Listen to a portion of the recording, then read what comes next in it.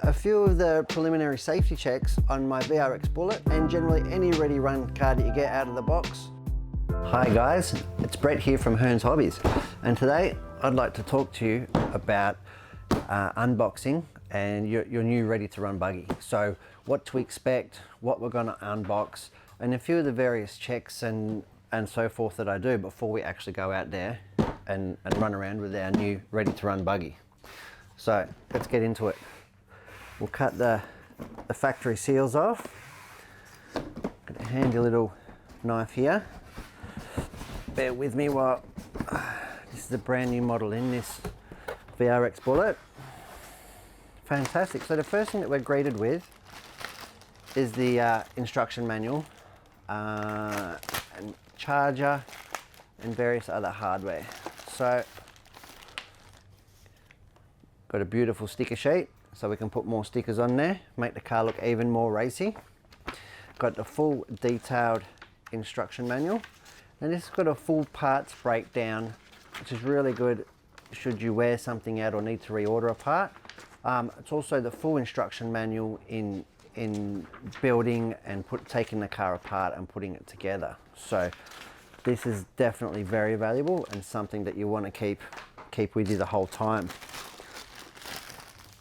The last thing in there is the little 240 volt charger. Now this is an everything in one box sort of scenario. So here we have a 240 volt charger here, and this is what we're going to be using to charge the car up in between runs and make sure that we've got plenty of good run time. You can see here just normal 240 volt. Go ahead and plug that in, preempting the fact that we are indeed going to put this car on charge. Okay, next thing we've got is the buggy itself. If I can indeed get it out of the box work. Here we go. Sorry about all the rustling. There is the buggy. Well, I've got the box in front of me. Put the buggy to the side for the second. Well, I've got the box in front of me. We'll have a look what else we've got. Nothing in there. In here, I'm expecting to find a wing for the buggy and also the transmitter or the controller. Bag number one, wing. Here we have the controller, or commonly referred to as a transmitter. Alright, get this out of the way.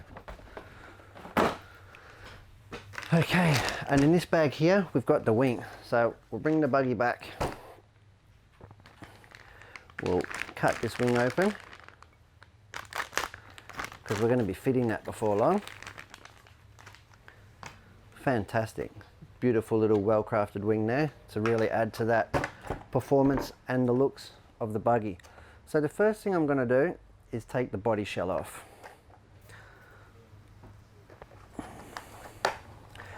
Fantastic. These body holes are quite tight, being new, and there we have it. So this here is a brushed buggy, and that refers to the motor, in fact, being DC power controlled. Just a negative and a positive, and that's a brushed motor. Here we have our ESC or speed controller, which the steering servo right here is plugged into. So that would indicate to me that it is in fact what we call a 2-in-1 unit, which contains the receiver and the speed controller all in one, which is great for packaging. And a drawback of that is that if there is a fault with the speed controller or the receiver, in fact you have to change both. But at this price point and this level, to change either of those things is very economical and really feasible to do, even as a viable upgrade. Okay, then we're going to work on, we've got the battery here. Oh, there we go. That comes out nice and easy. And here we have our battery pack. Now this one here is a more of a basic battery design for brushed cars, nickel metal hydride, and it's 1800 milliamps in capacity. And yeah, so we're going to go ahead. First thing we do is we're going to pop that on charge to our charger that we got out before. Plug that in with that white connector. Then we'll have a look here, and on our charger we have in fact got the orange light, which means that it's charging away. So we'll put that to the side and on charge while I'll show you what I'll do next to the car before we even power it up. And these will be simple things like take my handy little Ninesteps kit out here, and I'll check over the wheel nuts to ensure that they're all nice and tight, because a simple oversight like that can ruin your first time out. Wheels check nice and tight. Then I'm going to grab the 2mm Allen key, and I'm going to run over a few of the main screws here, just to ensure that around the servo,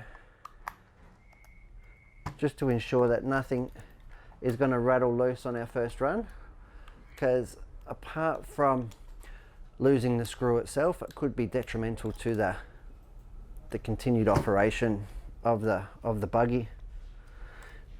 Everything here is actually really tight. They've actually done a really good job in this little factory.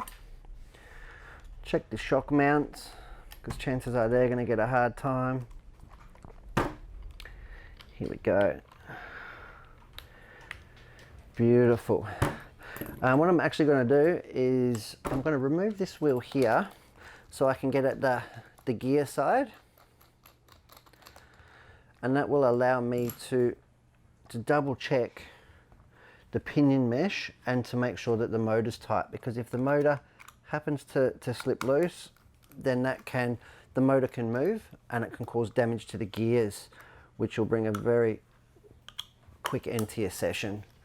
And this is prone to getting dirt and rocks in it anyway. Nice big chunky gears we've got here.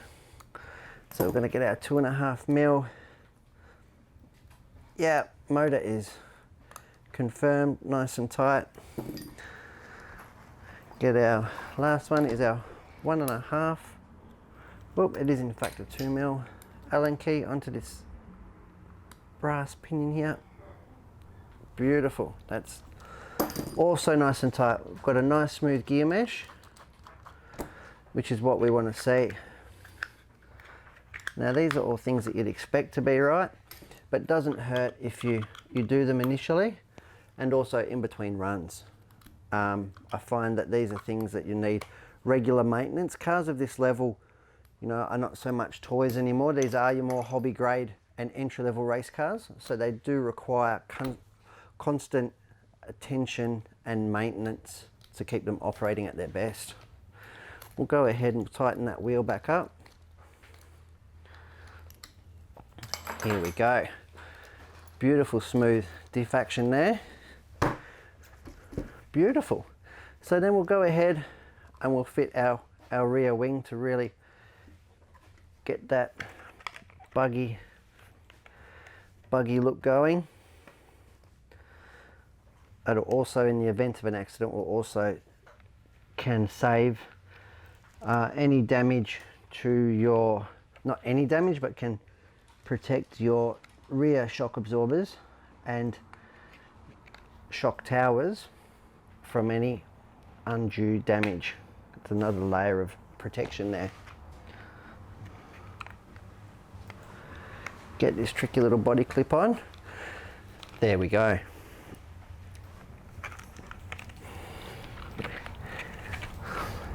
There we go, as tight as you like.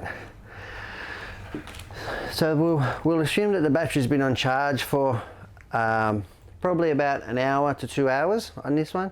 You'll feel a slight warmth, and then we'll take it off charge, slide the battery in, and we'll be getting ready to power up.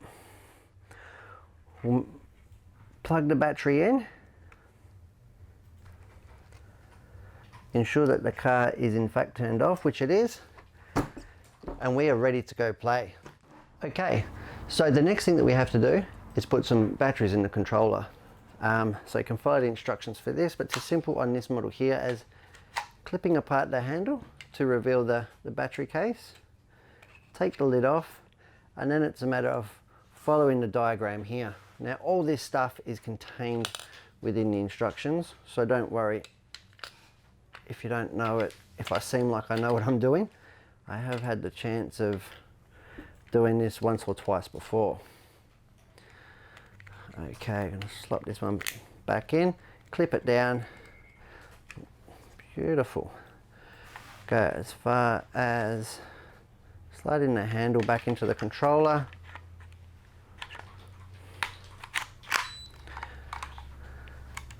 And there we go. It's got a fantastic little controller, this one. It's comfortable in my obviously rather large hand, and just as much so it's, you know, probably from 6 years and upwards can really get a good grasp and handle on this. So the next thing we're going to do is we're going to turn the transmitter on. We can see the blue light there, which means that it's on and ready and transmitting a signal. So the battery's plugged in. I'm going to turn the car on and let's see what happens. Wow, well, we've got the steering servo, which is really nice. And that seems quite positive and powerful for a ready to run car at this level. Then I'll go ahead and power up the motor with the wheels off the ground, hands nice and clear. That is really impressive.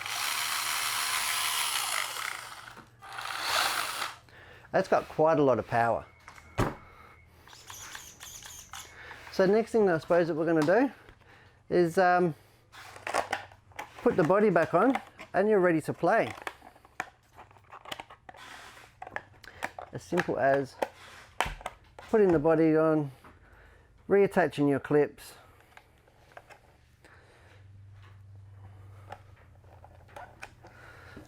and off you go. So that is the unboxing and a few of the preliminary safety checks that I do on my VRX Bullet, and generally any ready run car that you get out of the box and go play. So yeah, that's it for this episode. I'll see you next time. Thanks for watching.